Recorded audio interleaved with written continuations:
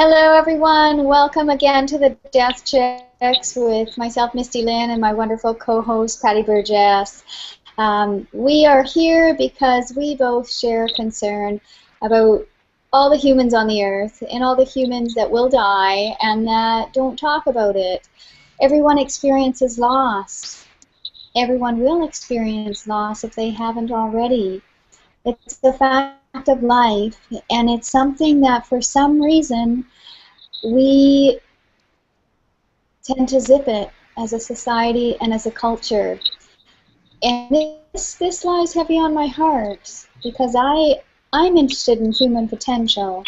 And if we're walking around living our lives pretending that we're not going to die or fearing death and having that fear in our hearts and avoiding something that's really the only thing that we can guarantee in our lives, there's something wrong with that picture. So the Death Chicks, talking about death, talking about dying, talking about grief, and talking about loss. We want it to be common. We want it to be okay. And that's why we're here, and we really encourage you to share this around, is to start talking about it, start thinking about it, and to do so with joy in your hearts.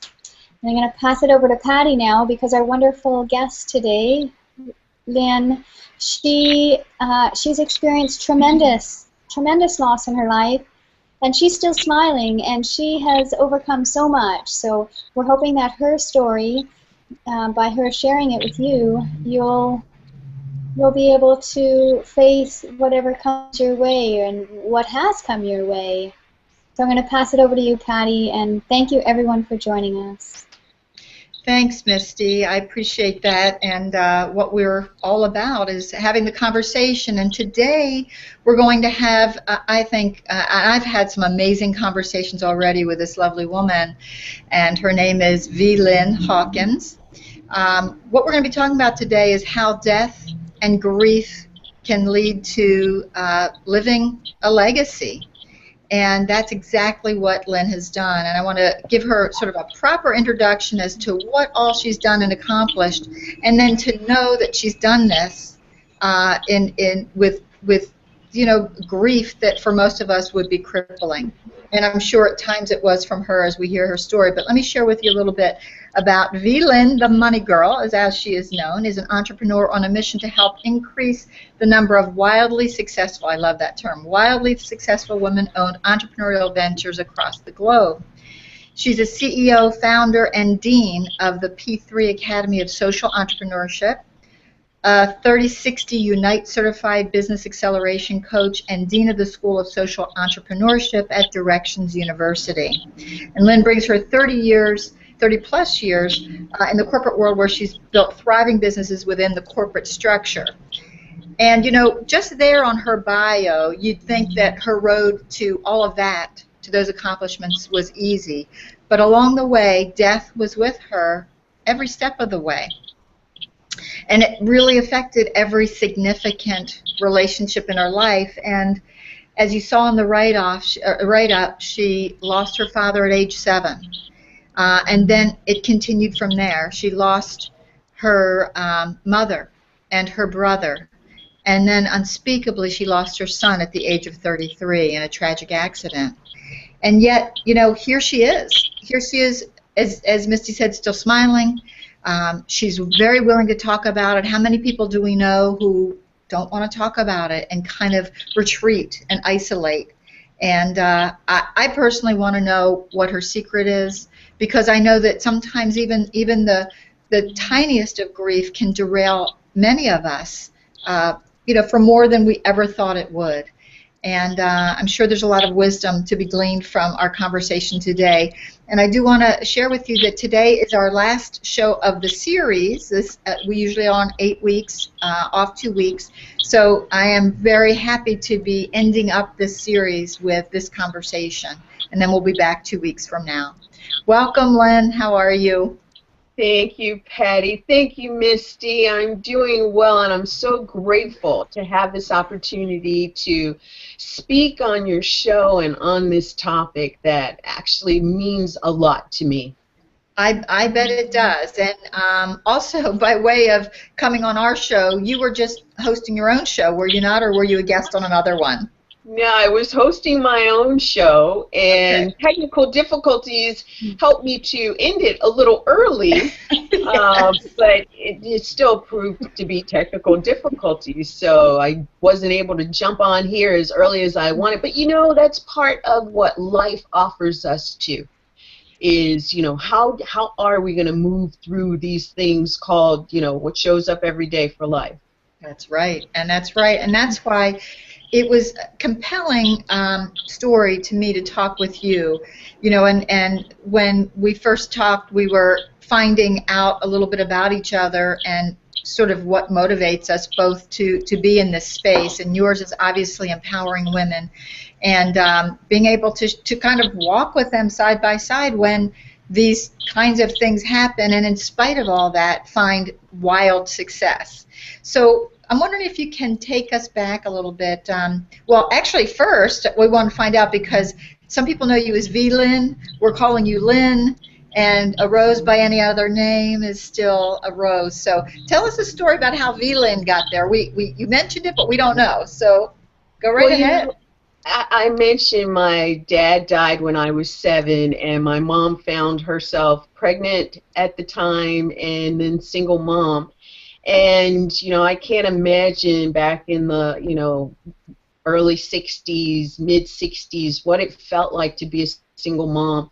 I was a single mom, so I can really imagine, but for those times. Yeah. And, you know, even with the grief of, you know, being a widow and, you know, a single mom, and I really got the impression over time that my mom did not like me, that maybe I was responsible in some way, shape, or form for my dad's death. And I lived a lot of years in the pain of that. And one day I remember coming home from school. I was in high school. I was 16 years old, and I was just so upset because all of my school records carried this first name that began with a V that was not Veronica or Victoria or any, you know, Vera or Verna or anything like that. And I in a rage, actually asked my mom, "What the hell is up with this name?" And so 16 years, you didn't question that for 16 years. Exactly. My mom was the kind of mom you did not question her. Wow. And so I really had to come from a space of anger and in the power of anger to find out what this was all about. And, you know, even I believe that I had asked before, and it was I don't want to talk to you, I don't want to talk about it, not now, you know, all of these things that coming up in that era in a lot of households, that's what kids heard. That's right. Don't want to talk about it, I'm not telling, you know, silent. And she actually heard the pain in the anger and said, well, you know, it's interesting that you asked that. I named you after my 2 aunts that raised me after my mother died when I was 12. And I thought, okay, her aunts' names were Vera and Edith. My name, a combination of the two, Veredith, like Meredith with a V. And I thought, well, God, that's amazing. I love that. I love my name now that I know where it came from, what it's all about. And I told myself, I promised myself that I would honor my mom and her aunts and my grandmother by always being conscious of my first name, because everybody in the family, all my friends, called me Lynn. And so that's the story behind the V. Personalized name tags, everything were V Hawk. I have some friends that call me V because they've heard this story, and it was really impactful to me and something that I share on occasion like this. Thank you for asking. You know what's so interesting? We didn't know that. That is amazing. We didn't know that about you when the topic became living a legacy life or living legacy, and yet in your very name there is legacy. Yeah. Like you were born to teach this, girl, I think. I think you're right. I think that is why it is top of my speakers list. And, you know, it really is to honor and remember those of past, including, considering when I passed, leaving a legacy. But my message actually is more of being the living legacy. And, we learn about legacy, we learn about doing now so that when you're gone, all of this can happen. But, it's kind of like, I don't care because I'm going to be gone. I care, but I'm going to be gone, and I want to know that what I'm doing now really is about making a difference in the world. It really is about doing something that can help someone else. And I know that there are those out there who are grieving from the loss of a husband or, heaven forbid, a child, whether they're 3 hours or 33 years old or 53 years old. The loss of a child is something that is so devastating, and I felt like, if I can give any sense of the pain, I felt like I had been gut punched and my legs cut off above the knees at the same time. And, the whole blood everywhere, the whole 9 yards that would depict the pain that I felt. And not just for me, my son left 2 young sons, and a life that he was the center, the focal point of, that with him being gone, it was like, now what happens? And it truly was the beginning of a new life for me. I had lived in California for 10 years prior to that. Started my business, had great clients that I was serving, and things were great. I had family out there, friends that I had had for 10 years or more who were out there, and it was truly in the blink of an eye, everything in my life changed. And I now live in the Atlanta area, in the Atlanta, Georgia area, and when I finally saw myself coming out of the fog, the question became, now what? Now what do I do? I lived in Atlanta for 16 years, but that was 1980 to 96. We're talking about 2012 has shown up. 16 years later, I have a few friends. They've got their own things going on. Where do I fit? What is next? And I have to tell you that my business, I believe, along with the reason that I'm here, saved my life. I moved here with my daughter so that we could together raise my, at the time, 10-year-old grandson. And my son had sole custody of him. And there was no question that that would be the decision that would be made. The question became, or the question was, how do we leave him where he was and have, any thought about what his life might look like if I know that I can contribute to his having a good life.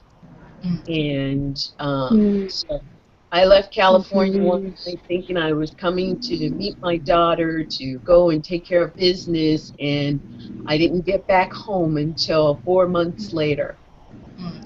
And even then, the questions ballooned. What is life going to look like ahead of me? And I returned back to Atlanta and had to sit in the space of light, asking, what am I to do now? Some things you could answer the question about, fix dinner, talk to the grandson, and, I got to jump in because I think that's really brilliant. Many times when we're devastated like that, and I kind of compare it to, you're walking around this world, it's 3D, and when you have major loss, it's like everything just flattens, and you're in this dead zone and almost numb, and it's a bit surreal. And I love that after you went through and took care of business and process, when you returned home, instead of getting into busyness, instead of distracting, instead of just, getting busy, which so many of us have a tendency to do in our fast-paced world, you took the time to sit and I love how you use the expression "in the light," and ask, which is so key to healing. You know, what am I to do? To seek that higher guidance and to trust that, as you know, a human, we may not have all the answers. So I'm very curious now what came to you while you were sitting in the light when you asked the question. It's brilliant, brilliant process. In sitting in the light, I got the confirmation that I was in the right forward movement. And, you know, that was great to have gotten that. But it still left the question about, you know, my business. There is none. I have no income. I'm, you know, what is next? And Spirit guided me to pull out my business plan. I wrote a 5-year business plan. When I started my business, I was in year 2.5 of that business, and it's like, pull out your business plan. And I reviewed it, and I saw in year 5 that I had crafted a migration to a more virtual platform for doing business. And I thought, oh my God, there is my answer. I can do business from a virtual perspective. It meant I had to learn some new things because I was totally out there. I was networking and having the live conversations, and you know, I was in commercial real estate, so I had clients I was finding properties for, and all of that changed. And so I had also started my coaching business. So I was able to really begin to focus on more virtual offerings and went into that space. And now I'm happy to say that as a business acceleration mentor, my clients now I'm able to help as Spirit helped me in getting back into business and accelerating business to do so much more and impact so many more. And I'm excited about the legacy that I am living right now. You know, I'm so amazed, first of all, that with the way in which technology kind of zooms past you, that even in that 5-year business plan, you saw yourself on a more virtual platform, which is pretty amazing when you consider that 5 years ago I couldn't even imagine that we would be doing this, that Misty existed. I think you and I crossed each other. I got to Atlanta in 80. You left in 96, right after we were screaming about the Olympics on the road. So, but you know what? It's so interesting too, and I'm hoping you'll be willing to spend some time. I understand this very empowering experience you had of sitting in the light, but for some people, that sitting without the busyness that Misty you mentioned can become a depression. How there's that fine line, I think, when people who are served sometimes by distraction, because otherwise they may die, literally die, and then there's that place of busyness that completely takes away the ability to really understand whether you're on the right path, like you got confirmation. That gray spot, how, because I can't imagine that you went right from this, well, and also what I understand about this tragedy is this happened in Japan, so now you had to go across the globe to another culture that doesn't have the same language to be able to manage and deal with your son's death over there. Can you share a little bit about that, and then how you had to find the place where there even was light? I'm so glad that you asked that, because there are actually 2 pieces to that. One being a number of years ago, I think not even long after I moved to California, I was in the shoe store, and I'm just tooling around the shoe store, just, you know, looking, just not even thinking about buying anything unless it was that thing. You know, I knew that was going to happen. And this woman is standing across the aisle looking shoes on the other side, and she walks away, but then she comes back. And she's kind of playing with the shoes, and then she looks up and she says, "Excuse me." She said, "Please don't think I'm crazy. I'm not trying to like hit on you or anything like that, but I have a message for you." I'm like, okay, I consider myself a spiritual person, and I know that when Spirit speaks, I hope that I'm listening. Mm-hmm. And at this juncture, I'm very much more tuned in and listening.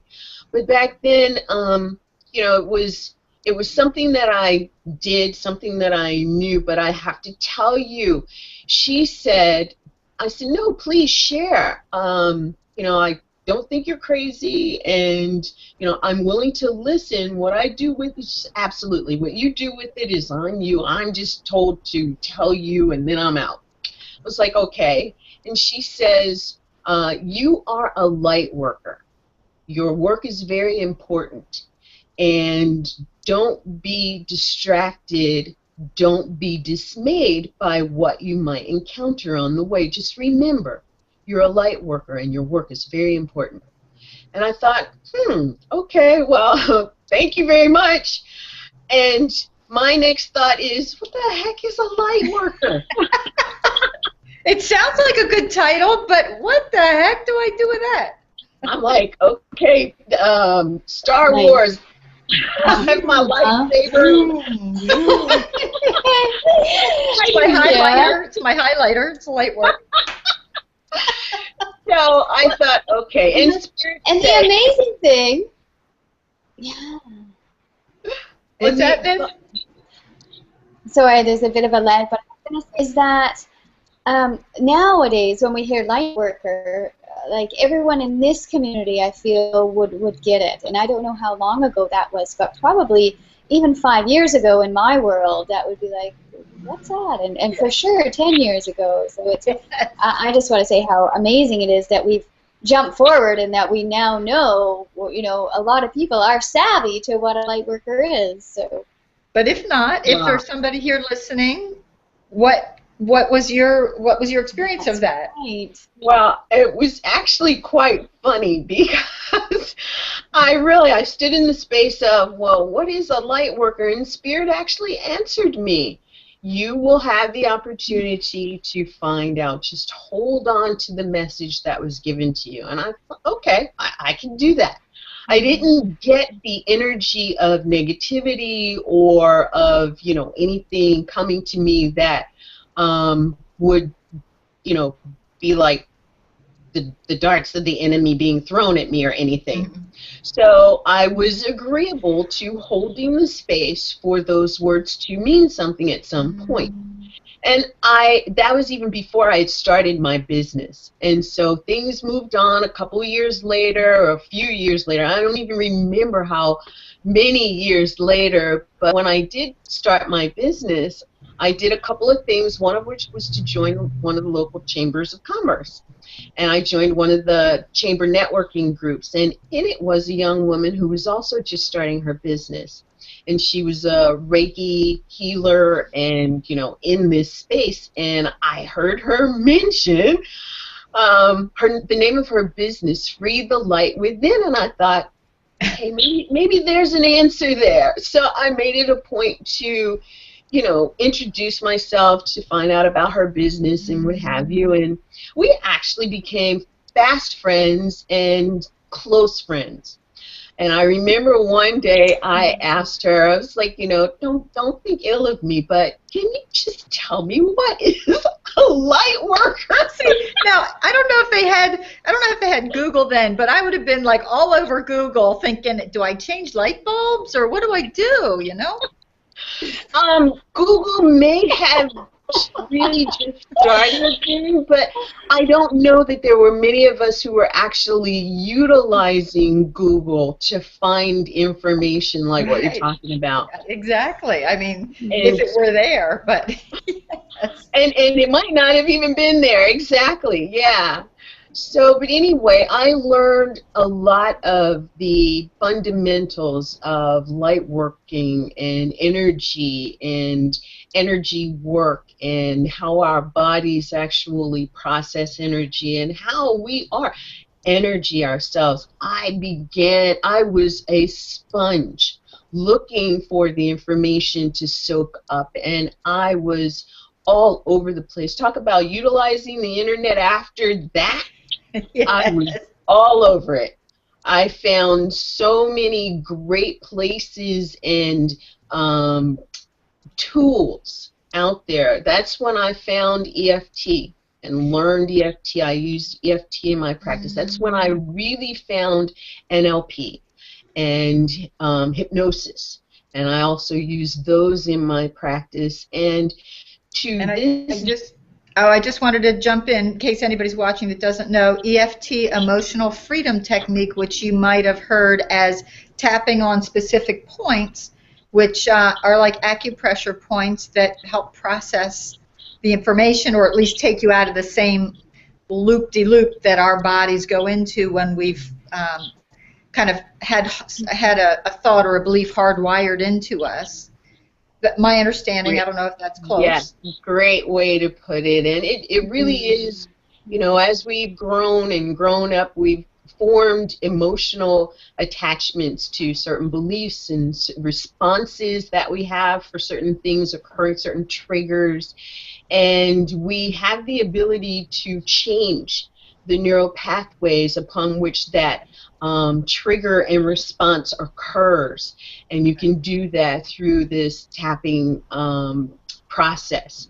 And it actually, that was part of it too, because it actually, I spent the time learning it and becoming certified, and to the extent that I always saw it as an extended process. One of the things that I was troubled with was, you know, suppose I don't have 10 minutes, 20 minutes, or, you know, the hour that it might take to process through these series of things. When something happens, somebody cuts you off on the highway, and you see an accident happen right in front of you, and all of these emotions flood you. What is there that I can do then? When I'm in the grocery store and I'm looking at this box of donuts and saying, Lynn, you do not need this box of donuts, but the emotional, but I want them. I can go for some comfort food and the taste and, you know, all of this stuff. It's like, that's when I need something. So I devised what I call the one-tap solution. It's not necessarily one tap, but it's one tapping location, one of the meridians of the body. It's actually at the collarbone, little bit down from the throat, just above the heart and to the left. And tapping on that at the time of that emotional outburst within us, doesn't have to come out of us, but it definitely will come up in us, is the way to quell that. And I actually even draw out to where the connection from the trigger to the brain, it's a frequency, so it's doing this. And that process actually helps it to quell and then flatline. And what you add to it is the verbal statements from consciousness that change that, so that when that vibration comes back, it's a different vibration. It's tagged to a different frame of thinking, and the emotion is gone. That's really interesting. And is that what you it's really interesting. You know what came to mind for me? Go ahead. Sorry. No, for some reason there's a big time delay today, but sometimes up here in the Arctic it goes like that. I was going to say, it brings to mind, first of all, I've never heard of anyone using the one-tap technique, so I love that.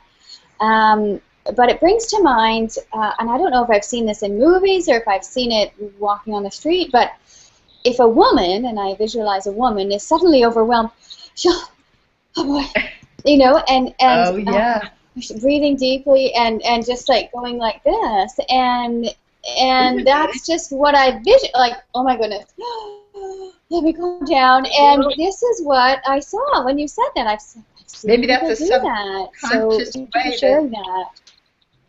Yeah, maybe that's validation. Thank you, Misty. Yeah.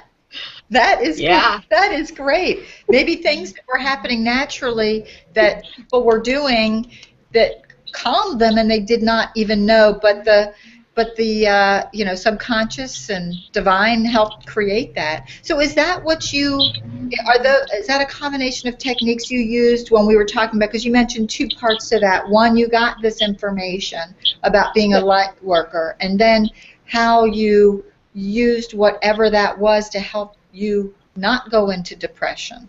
So coming across the country on a plane thinking I was coming to Atlanta to prepare to go to Japan and take care of things. What I did not know was my stepson, who at the time was teaching in China, was on his way to visit his brother, my son, in Japan, and was en route the morning of the accident. And so he found out about his brother's death in transit. And he's a lawyer and a teacher. He was very, I mean, this wasn't his first time abroad teaching. And he was the one who took care of all of the work, all of the preparation, all of the communication between myself and everyone in Japan. From friends and family in Japan to the military who helped in transporting my son's body, and everything. And he had power of attorney in order to actually sign documents for me and everything. But I had no idea that he was going to visit. And, you know, my heart just sank for him to find out that this had happened to his brother, and he's on his way to spend a week with him. He ended up spending a total of 3 weeks between being out there for a week and a half and then traveling with the family here, bringing my 2 grandsons and my daughter-in-law, himself, my sister-in-law, my ex-sister-in-law, and so many people came. And then we had the amazing ceremony. They did a memorial service for my son. Over 200 people came to the memorial, both civilian and military, who had worked with over the 10 years that he had been living in Japan. And it was such a testament to the life of a young man who had impacted so many people. And I mean, he was coach of my oldest grandson's basketball team and his football team, and you know, he was very, he was the one that, because I was a single parent, I taught my kids about extended family. And so he had established a family of close friends in Japan who, one of them was with him the morning of the accident. Several of them were with him just before the accident, and their families and everything. You know, most of the people in the memorial talked about how his legacy and how he had impacted their lives would live on with them. And he was an entrepreneur as well as being employed, and he and I had so many conversations in this entrepreneurial space. He was one of my biggest fans in my business, supporting me emotionally and otherwise, actually. And he just was, you know, such a gift to me. And after he passed, the messages came about the contracts that we make for our lives before we even come into this life. And several seeing sources confirmed for me that his contract in this life was for me, and for me to do something. So I really felt like, you know, at some point I couldn't stay where I was. I had to move. I would not be who I am today were it not for the contribution that so many people made to my life, including my son. And I remember having a mentor early on in my entrepreneurial career who, I was doing something and it wasn't working, and I was like, well, maybe I just shouldn't do that. And she looked at me and she said, how selfish of you. And I thought, excuse me, really? That's selfish to, like, want to cut my losses and move on? And she's like, the way that you said that was that you were going to pull back, shrink back in life and in your business. And she said, how selfish of you. The world needs what you have been commissioned, what you were born for to bring to this world right now. She's like, how dare you even have a thought about not doing something. Now, you know, let's be real, cut your losses and move on, but that's not what I heard. And I was supposed to have this conversation with you. And that thought came to me in my time of grief, where I actually pictured myself telling you if you think of not doing everything that you know you were put here to do. And it put me on the search of, well, what was I put here to do? What, why am I doing any of this? And when you ask those questions, the spirit from our answers come, and my answers came. And I'm here today to say that the work that I do, the woman that I am, the woman that I bring to the world is because my heart says that this is the work that I was born to do. This is the message that I was born to deliver. And I want anyone out there who is grieving in any way, shape, or form over the loss of a job, over the loss of a friend, over the loss of anything or anyone. Everything happens for a reason, and that might sound hard, but it's truth. Everything happens for a reason, and maybe the reason is so that you will do more of what you were purposed to do in this world. You will be more of the person that you were born to be. Lynn, I tell you, I think you are the embodiment of what we're talking about here. It's one thing to say, a lot of rhetoric out there if you haven't experienced a devastating loss, but you've gone to like Loss University, and to share with us the fact that you almost cannot pull back. It brings the whole relationship with your son very full circle in that, though you could not have prevented this, and though you probably would consider your own life if you could have, now that it is what it is, you have reframed that death into purpose, into meaning. And I sense that if you were not to do this, it would almost feel like it were in vain for your son, and you are not going to let that happen. Exactly.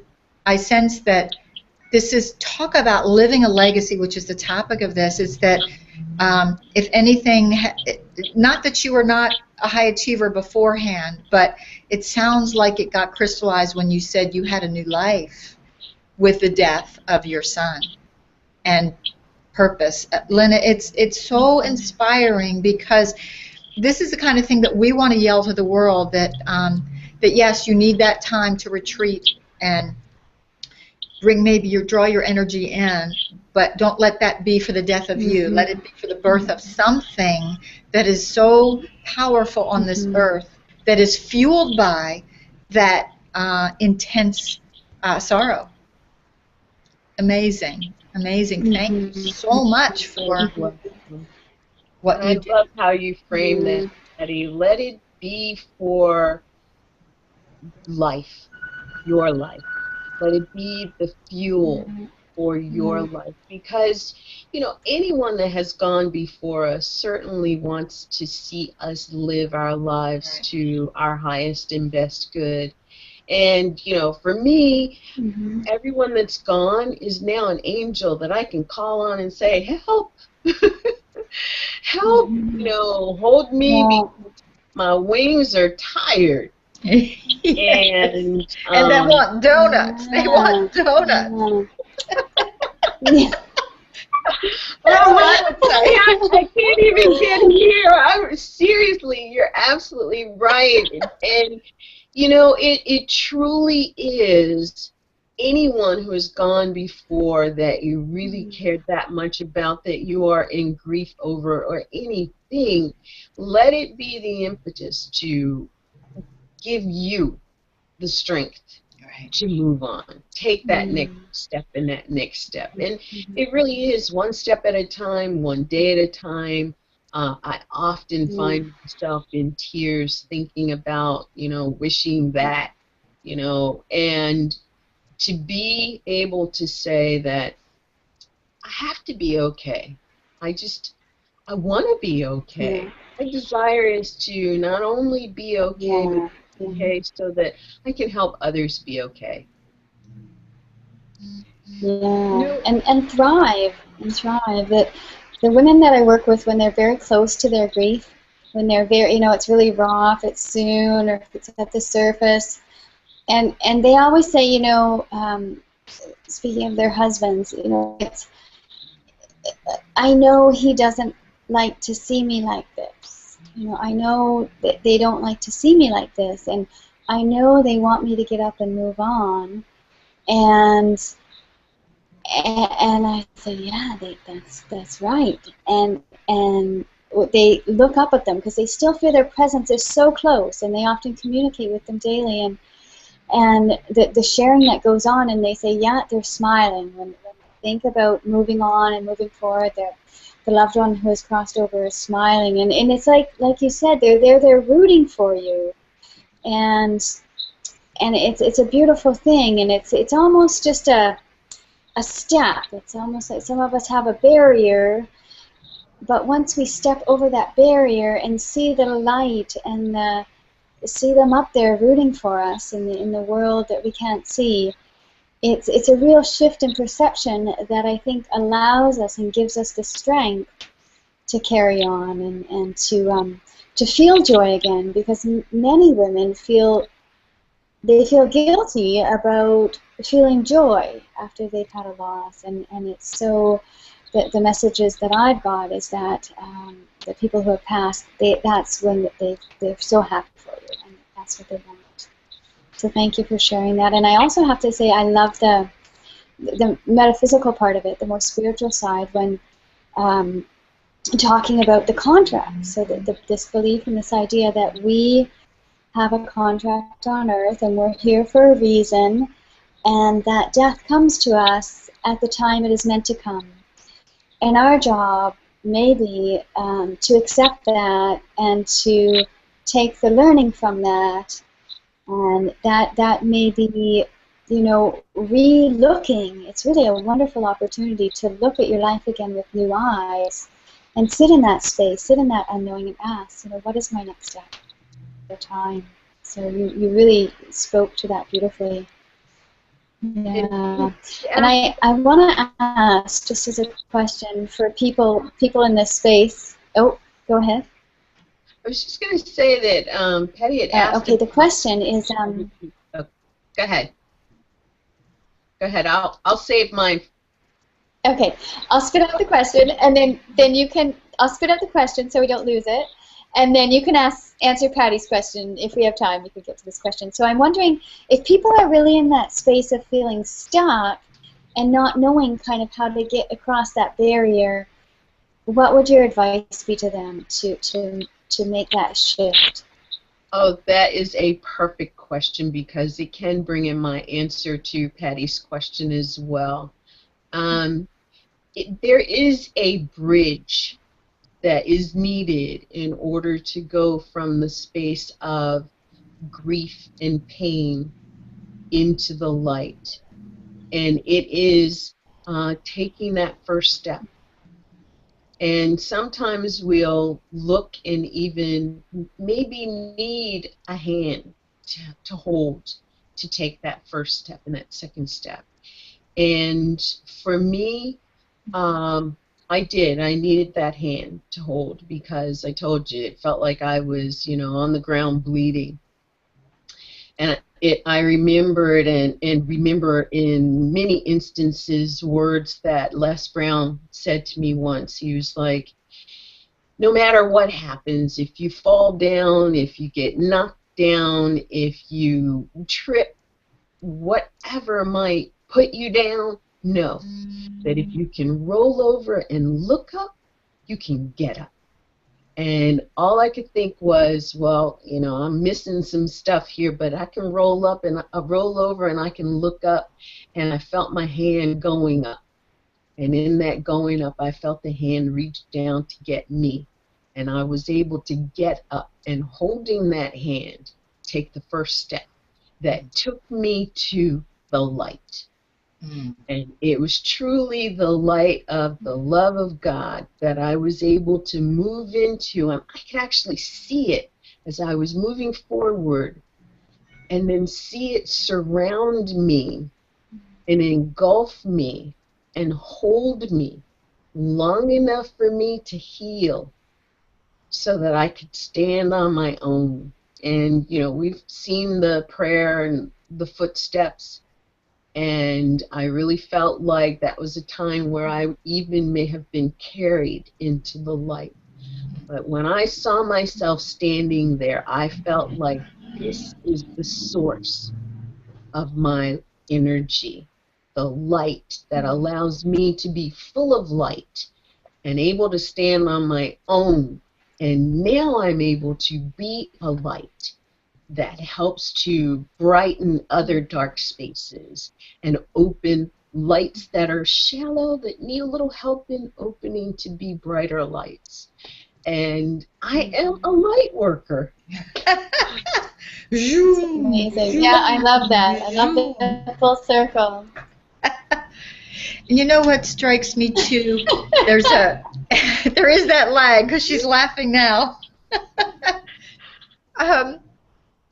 What strikes me too is that it, on a very practical level, the being okay with what is, because if you were resisting and fighting, there's no way that you could begin to feel that envelopment of that life, of that light, I'm sorry, or life, really, your own life, to be saved. And I think there's a kind of crazy making that happens in grief, kind of like, Misty, what you were talking about, that being stuck where they are, that like, I can't be happy. I had a version of that after 9/11 when, you know, I was in a completely different industry, and I just thought, what's the point of marketing, selling what I do when all this is going on? I had this survivor guilt, this compassion fatigue, and I could feel myself really kind of getting depressed from that, like holding all this from this tragedy, and instead of transmuting it to, okay, this is what's happening, what now? Like, versus I wish it were different. I can't imagine, and I think that's probably where a lot of people stay and why the grief lingers so long. That ability that you had to say, this is it.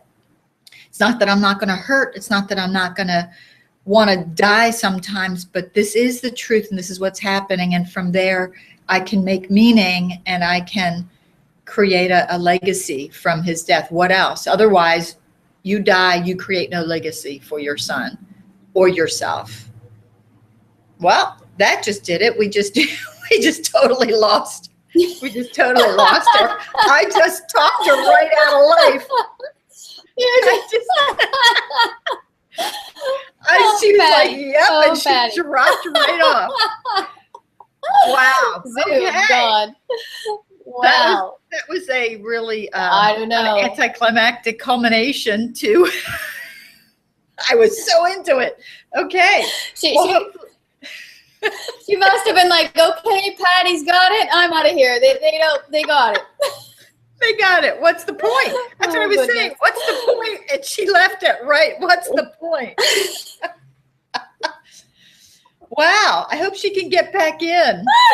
Well, I don't know. Maybe she's going to, I hope so. Maybe she's going to pop back on. We got about 5 minutes to go. You got it. You got it. Maybe I'll just share what's going on for me and you can share what's going on for you. And if Lynn pops back in, super duper, we'll get a nice goodbye. So, well, first I just want to say I love everything she was talking about. It resonates with what I do and how I help people. And I just lost my earbuds.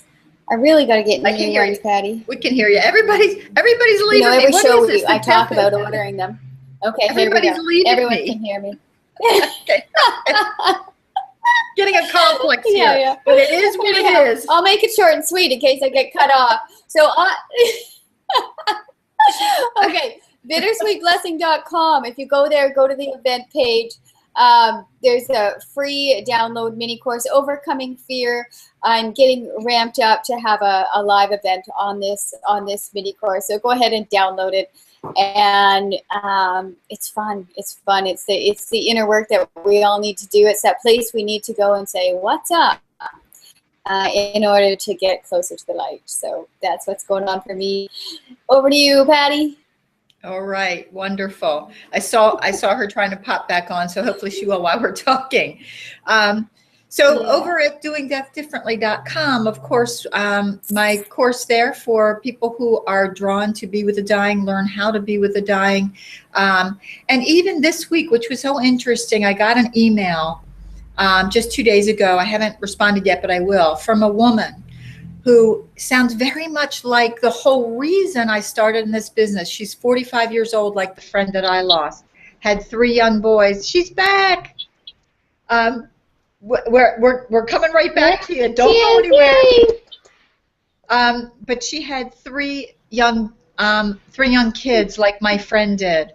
And she herself told me that she was diagnosed with stage 4 pancreatic cancer, and she is looking at a hospice option well in advance.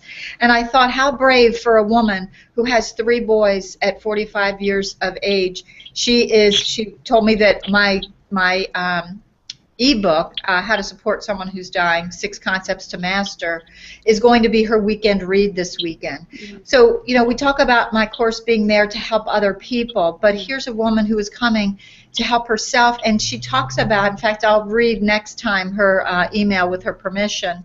Of course, if we don't mention who it is, but I still want to get her permission to share the very fact that she said that having these conversations gives her so much peace, gives her so much, and her family so much peace, that because they are all able to gather around and not avoid, that there is a lot of joy left to be lived, and it may be very short for her. So come over to doingdeathdifferently.com, download the ebook that will be this woman's weekend read, and hopefully it will have value for you wherever you are in your whole death journey. And we're on one. We're on a death journey from day one. I said I just kind of talked you right out of life there. I was like, oh, you're back. I'm back, and I don't know where we were, but I feel like your hair was blown back because I was so excited about the fact that you took this out of crazy making and made meaning about what was. You didn't try to make it any different. You didn't have wishful magical thinking. What was, and here we are. We're starting to wrap up, so we want to kind of, since you've been gone, we went around. What we usually do is go around and talk about what's going on for each of us, and maybe you can sort of wrap us up and take us out as to what's going on for you, or finish up some of the thoughts you had before you popped away. Thank you. This has been so great for me to be on the show with you guys today. I really appreciate it, and I do want to let people know one of the things that helped me to move forward was that I had started something for myself that I knew was for the benefit of others, which was my business, being a business coach and helping women. I mean, my mission now was my mission then. And I really felt like I would be doing everyone a disservice to pull out of that, because women entrepreneurs have been some of the most successful yet unrecognized, and some of the least successful, leading to high failure rate statistics. And, there are ways around that. We don't have to be in that. It's more than even a matter of choice. It's a matter of education. It's a matter of getting connected in the right communities. It's a matter of asking for what it is that you need. And women typically have not been trained to ask for what you need, ask for what you desire. And even taking it out of the context of want. When we get into want, we're in lack. We're already in, I don't have it, and I'm missing it, and, what do I need to do to get it, which means pushing to obtain. Whereas when we're looking at desire, we're looking at opening the door of the heart and opening the universe to support us in bringing us our desires. And one of the things that I do in the P3 Academy of Social Entrepreneurship is teach women business owners how to accelerate business growth, bring in more cash. And this living legacy is part of it. Be a living legacy and do in your life what you know will benefit not only you and your family, but benefit others as well. And you can do that in an accelerated business program that I have. But even more than that, I take the time with my clients and my program participants to really get in the heart space. And it is in the heart where healing occurs. The heart is the central communicator to every cell of the body. And that's the brain, that's the hair, that's the, what we hear, what we see, what we taste. And it is in our hearts and from our hearts where we are defining who it is that we are. So one of the things that I like to say is, and I'll leave you with this thought, become the open heart that you were born to be. And in being an open heart, remember this: open hearts, open heart. There you go. Lovely. What a wonderful conversation today. Very wonderful. Anything else, Misty, that you have to share? I'm blown away by today's gift of Lynn Hawkins. So wonderful. All right. Yes, thank you so much for joining us. Beauty share, love it. I'm going to be walking around just beaming it out there. Beaming it out there. Light workers of the world, unite. All right. We're gonna take you out on that. Wait, I don't want to show brands. There we go. Does that look more like that does. Having fun with this. All right, Lynn, thank you so much. We'll be talking, and you too, Misty. You are not lagging behind at all. In fact, you're ahead of the curve, and we're doing great. So we'll see you in 2 weeks. Come back and find out our new lineup of guests. Really, some very, very cool guests, and some you've heard out there who are doing great things. So we're looking forward to seeing you in 2 weeks. Take good care, everybody. Thank you, ladies. Thank you. Bye-bye. Bye.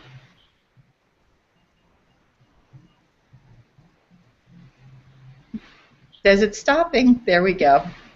Oh, we're still live.